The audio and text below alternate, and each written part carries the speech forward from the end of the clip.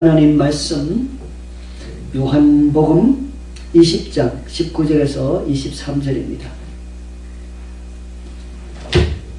하나님 말씀 요한복음 20장 19절에서 23절 말씀 되겠습니다. 봉독해 되겠습니다.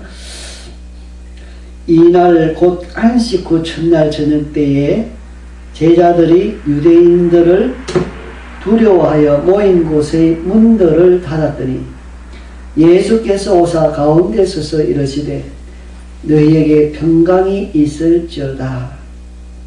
이 말씀을 하시고 손과 옆구리를 보이시니 제자들이 주를 보고 기뻐하더라. 예수께서 또 이르시되 너희에게 평강이 있을지어다. 아버지께서 나를 보내신 것 같이 나도 너희를 보내노라. 이 말씀을 하시고 그들을 향하사 숨을 내쉬며 이르시되 성령을 받으라. 너희가 누구의 죄든지 사하면 사하여질 것이요 누구의 죄든지 그대로 두면 그대로 있으리라 하시니라. 아멘.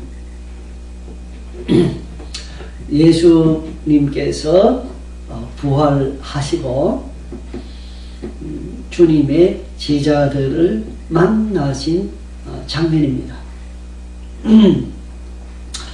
지금 이때는 저녁이었습니다. 안식 후 첫날.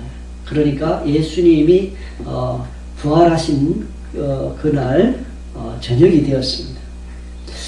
저녁에 예수님께서는 제자들을 이렇게 만나 주시는데, 근데 이 저녁이 되기 전에 여러 사건들이 있습니다. 먼저 막달라 마리아, 지난주에 우리가 들은 바와 같이 막달라 마리아가 예수님을 만났습니다. 그리고 우리 복음서 다른 부분에 보면은 다른 여인들도 부활하신 예수님을 만났다는 그러한 설명을 해주고 있습니다. 더 나아가서 엠마오로 가는 두 제자에게 예수님께서 나타나셨다는 사실입니다. 엠마오로 가는 두 제자에게 나타나실 때 처음에는 변화된 모습으로 예수님이 나타나셨다 이렇게 설명되는 부분이 있고, 또 다른 부분에서는 그들의 눈이 가려져 있었다. 제자들의 눈이 가려져서 예수님을 알아보지 못했다 이렇게 하는 표현이 다 있습니다. 예수님이 부활하신 예수님이 변화된 모습으로, 또 한편으로는 예수님의 제자들이 엠마오로 가는 두 제자의 눈이 가려져서 예수님을 알아보지 못했다는 것입니다. 어쨌든 부활하신 예수님께서 엠마오로 가는 두 제자를 만나셔서 이야기를 하셨습니다. 예수님께서는 자기 자신이 누구인지를 밝히지 않으신 채 그 두 제자와 길을 가면서 함께 길을 가시면서 예수님은 구약 성경, 오늘날 말하면 구약 성경입니다. 모세와 선지자 모든 그 시편에 나와 있는 이 글들, 이 구약 성경을 통해서 예수가 바로 메시아다라고 하는 사실을 증거했다고 성경은 말씀합니다.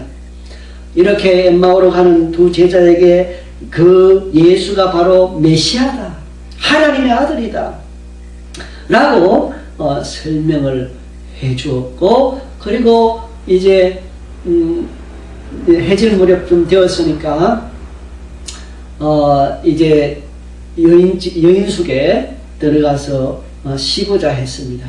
그때에 식사를 하기 전에 떡을 떼기 전에 먼저 축사하셨다 그랬는데, 감사기도죠. 감사기도 하자 그들이 눈이 떠져서 예수님인 줄 알아보았다는 것이죠.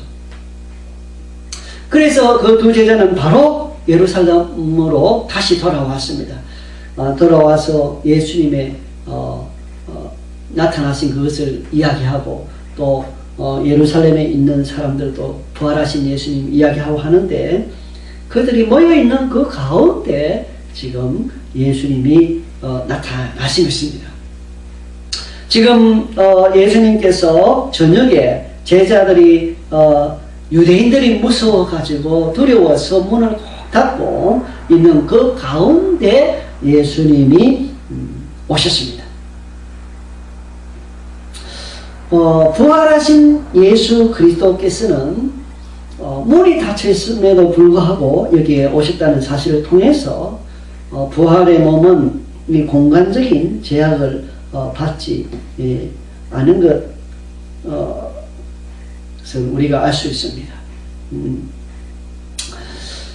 그리고 주님께서는 말씀하시기를 너희에게 평강이 있을지어다. 너희에게 평강이 있을지어다, 이 말의 의미를 우리는 한번 생각해 봐야 되겠습니다. 지금 예수님의 제자들은 두려움 가운데 들고 있습니다. 자기들이 믿고 따르던 그 예수님은 십자가 위에서 못 박혀 돌아가셨습니다. 그 중에서는 부활하신 예수님을 만났다고 하는 이야기를 듣고 긴가민가 의심하고 아직까지 그들이 믿음을 가지고 있지 않을 때였습니다. 성경 다른 부분에 보면 예수님께서 이때 나타나셔서 그 제자들을 꾸중하셨던 사실을 보여주고 있습니다. 오늘 이 본문에는 꾸중했다는 내용이 나오지 않지만은 성경 다른 본문에 보면은 예수님께서 그들을 꾸짖으셨다. 예수님이 부활하셨다는 것, 예수님 부활을 경험한 부활하신 예수님을 만났던 사람들의 이야기를 듣고도 믿지 아니한 사람들을, 그 제자들을 향해서 꾸짖으셨다고 예수님께서 하신 그 말씀을 우리에게 소개해주고 있다 하는 것이죠.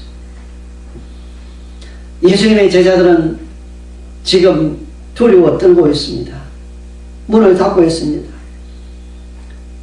그런데 그 가운데 오셔서 너희에게 평강이 있을지어다. 예수님은 제자들이 이 평강을 가지기를 원하셨습니다. 여기 평강이라는 것은 에이레네라고 하는 헬라 언어가 사용되었습니다. 이 평강이라는 이 단어는 우리 성경에 보면 어떨 때는 평화라고 번역되기도 합니다. 하늘에는 영광이요 땅에는 기뻐하심을 받은 자들에게 평화로다. 그 평화가 바로 똑같은 단어입니다.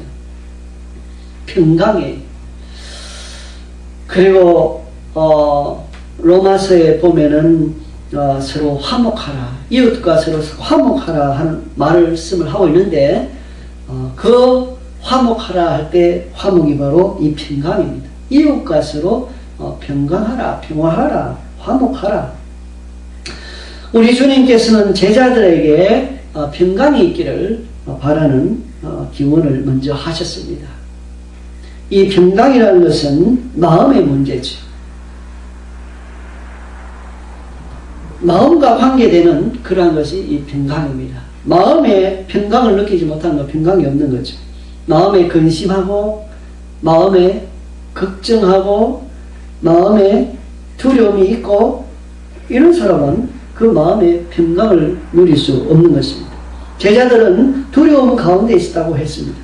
그럴 때에 주님께서 그 제자들에게 평강이 있을지어다. 우리가 이 세상에 살면서 근심할 때도 있고 걱정할 때도 있고 있습니다. 그런데 이러한 근심과 걱정은 우리에게 덕이 되지 않습니다. 이 세상 근심은 우리 건강에도 좋지 않다고 성경은 말하고 있습니다. 심령의 그 근심은 우리 건강에도 좋지 않다. 뼈를 상하게 한다. 그러나 우리 주님께서 평강을 주실 때 이 평강이라는 것은 우리에게 큰 유익을 가져다 줍니다. 평강 자체가 마음의 평강이기 때문에 행복을 누리는 것이죠.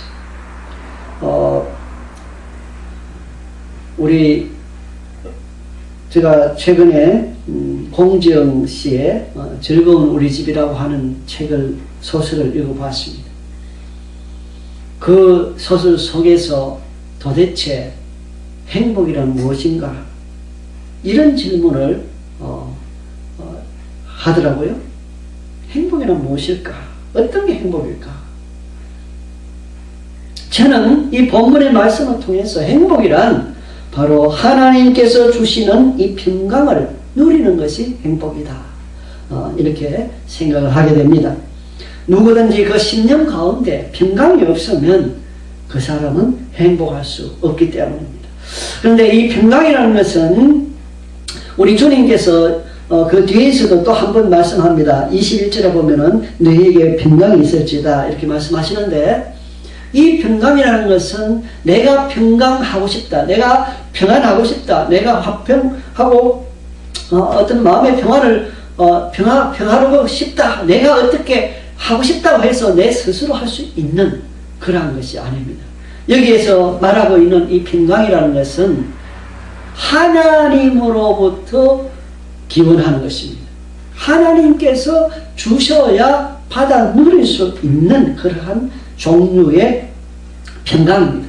그래서 이 세상 사람들이 생각하고 있는 예수 그리스도를 믿지 아니하는 세상 사람들이 말하는 그러한 행복과는 차원이 다른 말이죠.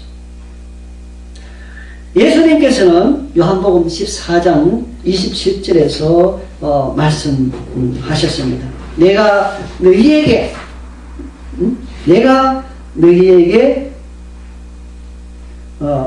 평안을 너희에게 끼치노니 그랬어요.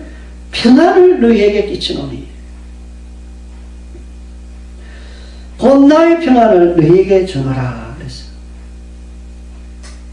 평안을 너희에게 끼치노니, 이게 개역개정입니다. 개역개정에서 보면 평안을 너희에게 끼치노니, 그러니까 이 평안, 이 평강, 이것은 예수님이 주셔야 받아 누릴 수 있는 것으로서 이것은 세상이 주는 것과 다르다고 했습니다. 나의 평안을 너희에게 주노라. 내가 너희에게 주는 것은 세상이 주는 것 같지 아니하니라. 너희는 마음에 근심하지도 말고 두려워하지도 말라. 이 주님의 말씀입니다. 제자들은 지금 두려워하고 있지 않습니까? 유대인들을 두려워하고 있어요. 예수님께서는 두려워하지 않으셨습니다. 예수님께서는 십자가에 못 박혀 돌아가시면서도 두려워하지 않았습니다. 당당하게 예수님은 그 고난을 당하셨던 것을 우리가 압니다. 심령에 두려움을 가지는 것, 근심하는 것, 하나님의 뜻이 아닙니다. 이 세상 근심, 이 세상 근심은 사람의 뼈를 마르게 한다는 겁니다. 우리 주님께서 이러한 평강을 주시는 것은 바로 제자들로 하여금 하나님의 일을 잘 감당할 수 있도록 하기 위함이라는 생각을 하게 됩니다. 21절에 보면 내가 너희에게 평강이 있을지어다. 아버지께서 나를 보내신 것 같이 나도 너희를 보내노라. 평강이 있을지어다 라고 말씀하시고 나서 바로 주님께서 그들에게 사명을 주시는 것을 보아서 우리는 이 평강, 하나님의 제자들이 평강 가운데 있어야 복음을 잘 전할 수 있다는 그러한 사실을 생각해 볼 수 있겠습니다. 우리 주님께서 제자들 가운데 나타나셨다. 예수님은 왜 제자들 가운데 자기 자신을 나타내 보여주셨을까요? 그것은 예수님의 부활을 증거하기 위하여서였습니다. 예수님은 자기의 제자들이 자기 자신이 살아난 것, 부활한 것, 이 자체를 다 알기를 원하셨습니다. 믿기를 원하셨습니다. 의심하는 것을 원치 않으셨습니다. 그래서 예수님은 그들에게 나타났습니다. 그래서 예수님의 부활의 증거의 시작은 예수님 자신으로부터 시작되었다. 이렇게 우리가 볼 수 있는 것입니다. 예수님은 자기 자신의 부활을, 그 부활을 증거하셨습니다. 직접 나타내 보여주시면서 증거하셨고, 더 나아가서 저와 여러분들에게도, 예수님의 제자들에게도 이 예수 그리스도의 부활을 증거하기를 원하셨다는 것입니다. 사도행전 1장 22절에 보면은 항상 우리와 함께 다니던 사람 중에 하나를 세워 우리와 더불어 예수께서 부활하심을 증언할 사람이 되게 하여야 하리라 하거늘. 사도들이 이제 가룟 유다는 예수님을 배반해서 떠나고 없고 그 자리에 새로운 사도들을 이제 채워 넣을 때, 사도를 채워 넣을 때 이렇게 그 기준으로 이렇게 말을 하고 있는 것입니다. 우리와 함께 다니던, 항상 우리와 함께 다니던 사람 중에서 하나를 세워 우리와 더불어 예수의 부활하심을 증거할 자. 예수님의 부활을 증언해야 돼. 사도행전 4장 33절에 사도들이 큰 권능으로 주 예수의 부활을 증언하니 그랬습니다. 예수 그리스도의 부활, 예수님 스스로, 예수님 당신 스스로 먼저 자기 자신의 부활을 증거하셨을 뿐만 아니라 자기를 따르는 무리들에게도 예수 그리스도의 부활을 증거하라고 하신 것입니다. 그러면서 하신 말씀이 바로 평강이 있을지어다. 우리가 근심하고 걱정하고 하면서 복음을 전할 수는 없지 않습니까? 감사하고, 대신에 우리 주님께서는 범사에 감사하죠.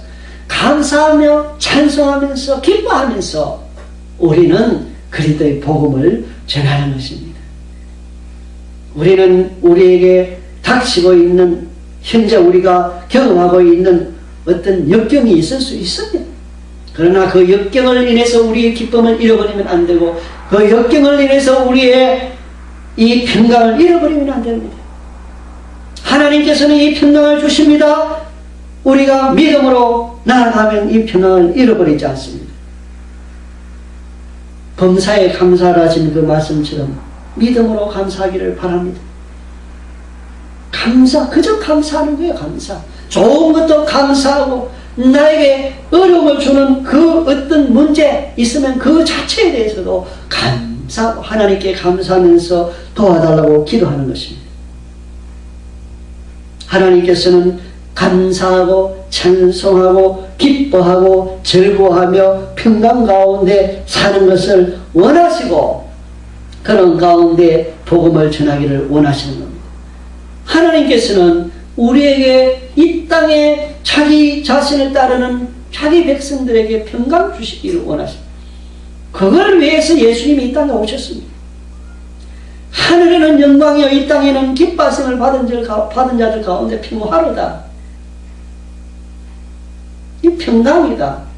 여기에 평강이라는 것은, 이 평강이라는 것은 구속받은 자들에게 주어진 평강, 특별한 평강입니다.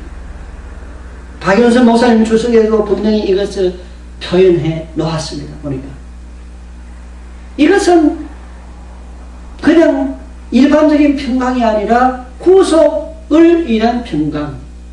그러니까 죄 문제, 하나님과 나와의 관계를 어렵게 만들고 그 관계를 깨뜨리는 이 죄, 인간과 하나님 사이를 내게 하는 이 죄 문제를 해결한 사람, 예수 그리스도의 구속으로 말미암아 죄 용서함을 받은 그 사람들에게 주어지는 평강입니다.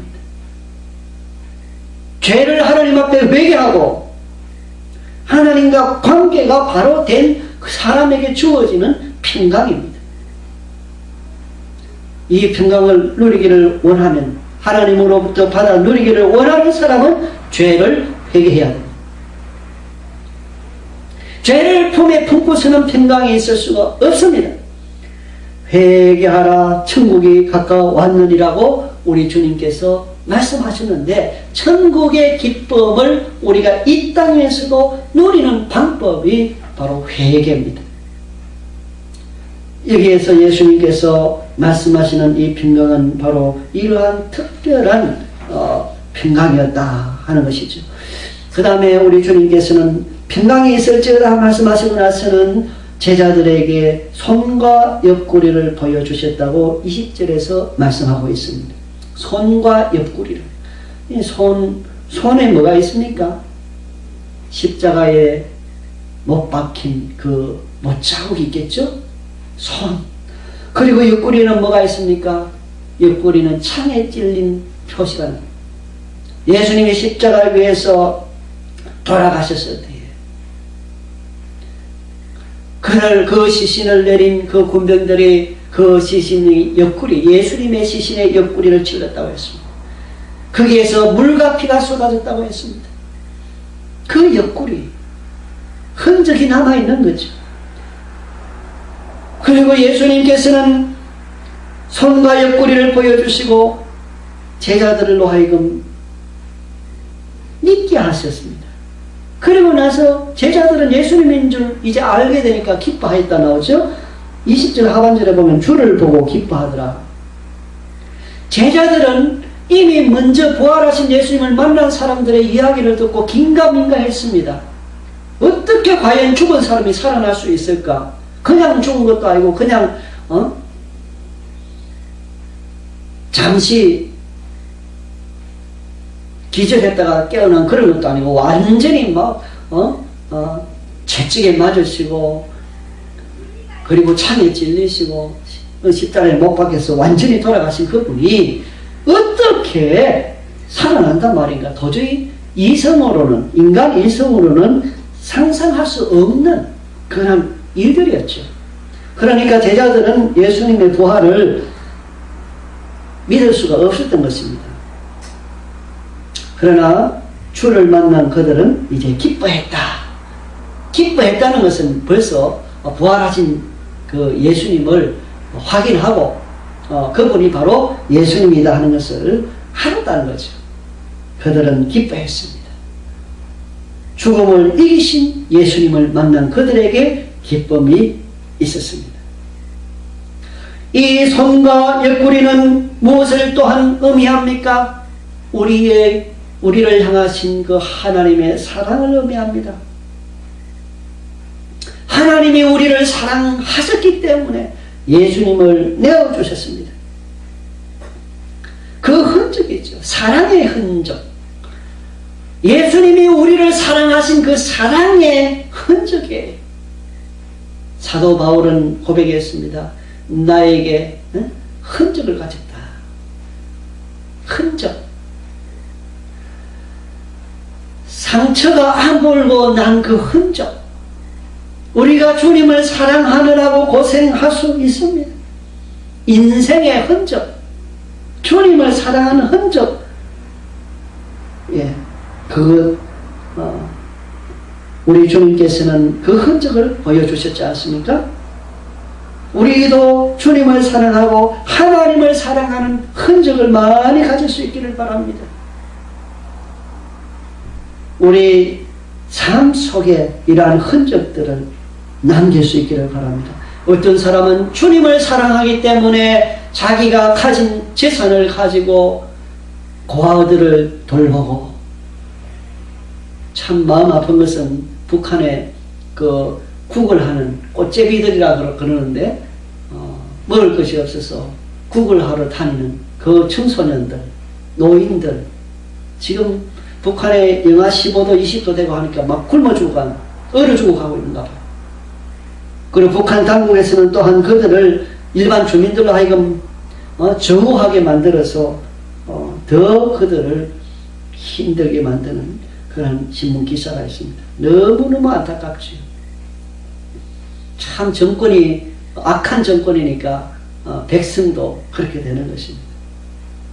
탐관 오리로 가득하고, 우리나라는 지금 또 대통령 친인척이 그렇게 부정부패를 많이 하고 신문에 나잖아요. 방송이 나죠.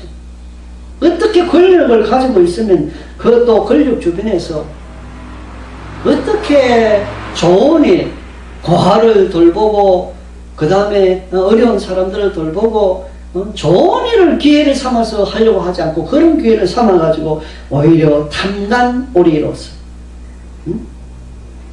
착복하고, 그렇게 착복하면 피해보는 사람이 있죠. 그 저축은행에 저축했던 그 서민들 얼마나 고통을 당하고 있습니까? 악한 정권이 들어서면 그렇습니다. 그래서 우리는 정권을 위해서 하나님 앞에 기도해야 될 필요가 있죠. 성경에서도 우리가 평안한 삶을 살기 위해서 나라의 임금들을 위해서, 관리들을 위해서, 고관들을 위해서 기도하라고 말씀하셨습니다.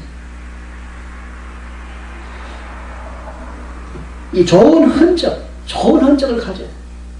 그 하나님을 사랑하기 때문에 우리의 삶의 궤적, 이 삶의 궤적이 아름다운 흔적으로 많이 이루어질 수 있기를 바라는 것입니다. 우리 주님께서 21절 하반절에 사명을 주시죠. 예수님이 제자들에게 사명을 주시죠. 아버지께서 나를 보내신 것 같이 나도 너희를 보내노라.